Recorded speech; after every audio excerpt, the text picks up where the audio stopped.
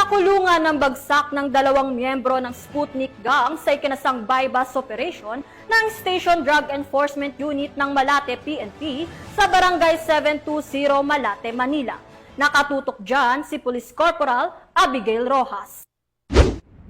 Arestado ang dalawang hinihinalang miyembro ng Sputnik Gang ng mga operatiba ng Station Drug Enforcement Unit ng Malate Police Station sa isang matagumpay na anti-illegal drug buy-bust operation na naganap bandang 1:35 ng madaling araw sa kahabaan ng Adriatico Street, Barangay 720 sa Malate, Manila.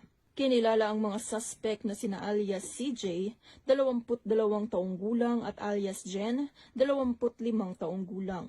Nasamsam mula sa mga suspect ang 4 na pakete ng hinihinalang shabu na may kabuoang bigat na 15 gramo at tinatayang halaga na 102,000 pesos based sa standard drug price. Na-recover rin ang perang ginamit bilang buy-bust money.